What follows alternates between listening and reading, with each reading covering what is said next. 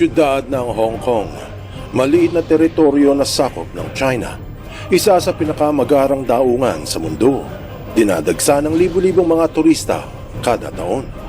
Ang tinaguriang financial hub ng Asya na tahanan ng daan-daang negosyante kaya maunlad at asensado.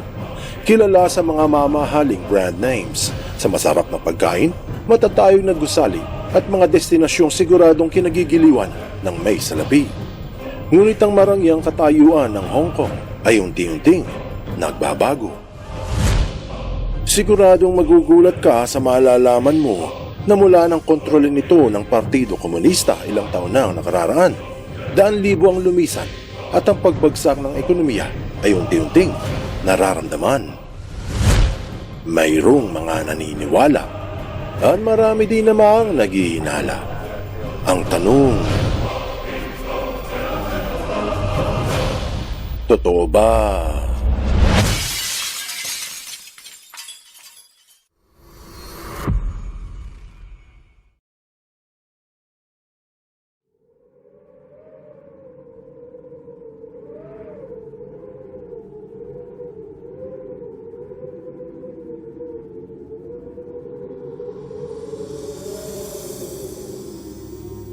Kilala ang Hong Kong sa Pilipinas dahil isa ito sa mga destinasyon ng maraming Pilipino, hindi lamang upang mag-sightseeing o mag-shopping, marami ding pumupunta para maghanap ng trabaho.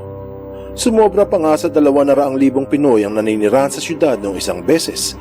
Gayunpaman, may nangyayari ngayon doon na hindi gaano pinag-uusapan ng mga taga roon dahil baka mapagbintang ang kumakalaban sa partido at ito ay lubusang pinagbabawal at pwedeng makulong kung may magtuturo. Sa mga hindi gaano pamilyar sa sitwasyon ng financial hub, kailangan mo nang bumalik sa nakaraan upang maunawaan ang lubusan ng kasalukuyang katayuan at ang hinaharap ng magarang syudad. Tinawag na Global Financial Hub ang Hong Kong dahil sa ito ay sentro ng pagkakaperahan ng mga kumpanya, ng gastusan, ng bilihan, mga transaksyon, negosyo at kung ano-ano pa. Pero kaila sa marami na dati itong pag-aari ng Britanya nung natalo ang China sa unang Opium War mga taong 1840s. Nasa ilalim ito ng Administrasyong Briton ng 150 taon hanggang noong buwan ng Hulyo taong 1997 nang ibinalik ito muli sa kamay ng mga komunista.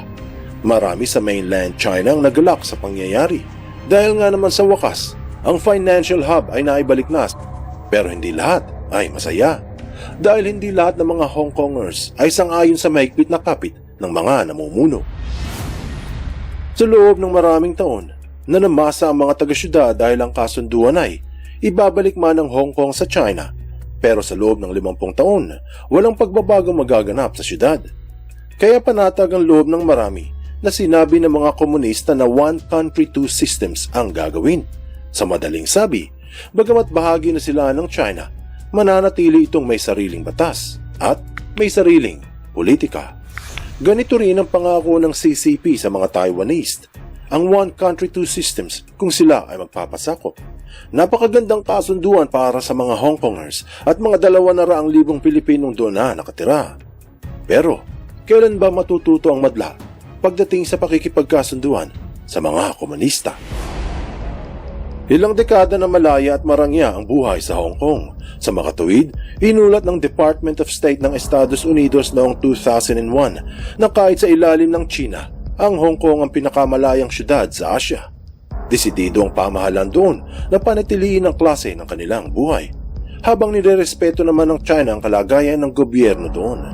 Pinahayag sa Hong Kong Journal na bagamat nasaksihan ng ilang problema sa Hong Kong, pagpasok ng taong 2000, nakaramdam ito ng malaking pag-asenso na 10% sa kanilang GDP o lahat-lahat ng serbisyo at produkto sa syudad. Tapos sa mga sumunod pang taon, 2004 at 2005, nagpatuloy ang pag-unlad doon. Hanggang lumantad ang tunay na kulay ng mga komunista. Joining me right now to talk more about the threat of Communist China is the Gatestone Institute Senior Fellow. He is author of The Coming Collapse of China as well as... Taong 2003 nabigla ang mga taga-Hong Kong sa isang proposisyon mula sa mainland China. Isang batas na titibag sa kanilang kasiyahan at kalayaan. ang Hong Kong National Security Bill ng 2003. Ayon sa isinusulong na batas, ipagbabawal ng China ang anumang gawain na laban sa ideolohiya ng mga komunista, katulad ng pagprotesta laban sa gobyerno, mga turo na hindi sangayon sa partido. Dahil dito, isang malaking pag-aalsa ang naganap kung saan kalahating milyong katao ang nagparada sa kalsada. Nahalata ng mga taga-roon na ang gustong mangyari ng partido ay ang paghigpit ng kapit nito sa syudad. Pero swerte naman sila dahil sa tindi ng protesta, nabara ang batas. Taong 2012, gustong baguhin ng China ang turo sa mga paaralan sa Hong Kong at isingit ang ideolohiya ng komunismo upang hikayatin ang kabataang maging tapat sa partido. Katulad ng nakaraan, sinalubong ito ng malaking protesta. Tapos taong 2014, nabalitaan sa buong mundo ang marahas na umbrella protest sa Hong Kong laban sa mga pagbabagong nais ng partido sa politika ng syudad.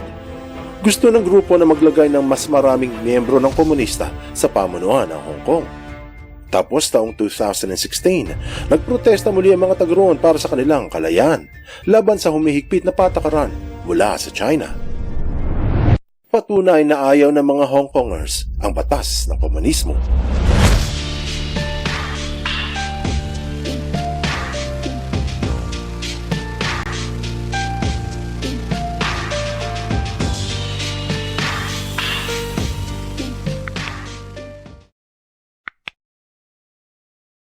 Bakit bumabagsak ang ekonomiya ng Hong Kong?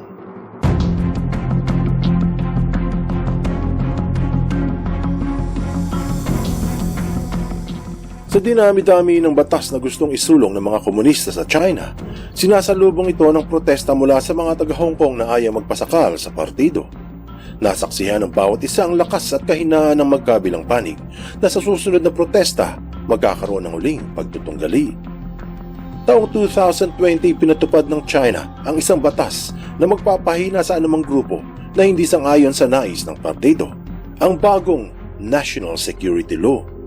Base sa Amnesty International, na bawal ang anumang gawain na pwedeng ituring na pagtutol sa pamahalaan. Kasama dito ang mga protesta laban sa gobyerno, ang pagulat na hindi sang-ayon sa mga komunista, at anumang pagpupulong na may hangaring tumutol sa partido. Dahil sa batas, marami ang pinakulong at maraming pahayagan ang pinasara. Inulat sa Hong Kong Free Press na ang bilyonaryong founder ng Apple Daily newspaper na si Jimmy Lai ay inaresto sa paratang na nakikipag-ugnay ito sa mga dayuhan upang kalabanin ng mga komunista. Sinabi sa Financial Times noong taong 2022 na hinaharap ang malubhang pagbagsak ng free press sa Hong Kong. Ayon sa ulat, nagsara na ang kilalang Citizens News dahil sa pag-aresto sa mga journalist ng isa pang pahayagan, ang Stand News.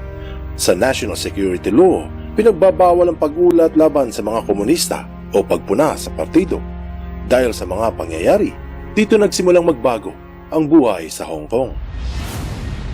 Taong 2021, binalita sa East Asia Forum na nagkaroon ng population exodus paalis ng Hong Kong. Ayon sa ulat, ito ay dahil sa security law ng China. Sinabi na ang mga lilisan ay magdadala ng kanilang yaman sa ibang bansa. Kaya siguro nagluwag ang ilang nasyon upang madaling makalipat ang libu-libong Hong Kongers sa abroad. Pero hindi yan ang mahalaga. Dahil ayon sa Hong Kong Free Press noong taong 2023, nakalahati ng mga professional sa syudad ay gusto na ring umalis at marami ang nag-apply na sa abroad. Kung magkakaganon, syempre hihina ang mga industriya ng teknolohiya. Kaya sinabi sa Channel News Asia na mauubos yung matatalinong professional sa Hong Kong at hindi na ito maibabalik muli. Pinahayag ng South China Morning Post na 3 taong bumaba ang populasyon sa Hong Kong at ayon sa pahayag, taong 2022, 60,000 residente ang lumipat sa ibang bansa. Pero nung matapos ang taong 2023, ang balita ng Dim Sum Daily na sobra sa kalahating milyong residente ang umalis ng syudad. Hindi lang basta-basta ang mga residente, ang mga ito ay trabahador, mga manggagawa, mga profesional sa iba't ibang industriya na nagpapaikot ng ekonomiya sa dating global financial hub. Pero ngayon, mukhang malabo na itong maging sentro ng kalakalan sa buong Asya. Salamat sa paghihigpit ng mga komunista sa kalayaan ng mga taga-roon at pamamalakad na sumasakal sa mga negosyanteng, dayuhan at lokal. Ngayong taong 2024, sinabi sa Nasdaq ng Reuters na bumagsak ang stocks ng Hong Kong. Ito yung presyo ng mga pating binebenta ng isang negosyo. Ibig sabihin lang na humihina ang katayuan ng mga kumpanya doon. At pinatunayan ito ng SCMP na ito ang pinakamalubhang pagbaba ng stock sa loob ng 15 buwan. Binahagi ng East Asia Forum na nahihirapang bumangon ng ekonomiya ng Hong Kong, dala ng mahigpit na patakaran noong COVID at ang pagsakal ng mga komunista sa industriya. Sinabi rin ng Al Jazeera ngayon lang 2024 na ang pagyaman ng Hong Kong ng ilang dekada ay nalusaw nung ito ay naibalik sa China. Kaya ang konklusyon ng Bloomberg ay isang krisis pampinansyal ang hinaharap ng Hong Kong, ang malubhang financial crisis katulad ng naganap sa Asia noong taong 1998. Anong aral ang mapupulot dito? Talagang sayang ang nangyayari ngayon sa Hong Kong at siguradong nadarama ito ng 200,000 Pilipino na katahan doon. Marami ang nagsasabi na may babalik lang ang kinang ng global financial hub ng Asia kung luluwagan ng mga komunista ang paghawak nito sa syudad. Pero ano ang posibilidad na ito ay mangyari? Halata naman na mas mahalaga ang pwesto sa politika ng partido kaysa sa buhay ng mga taga roon. Kaya totoo nga ang sabi nila na ang paghawak sa labis na kapangyarihan ay nagbubunga ng pangabuso sa kanyang kapwa. Buksan mo ang iyong isip at hayaang lumalim pa ng lubusan ng iyong pangunawa sa mga kasaysayang kapupulutan ng maraming aral.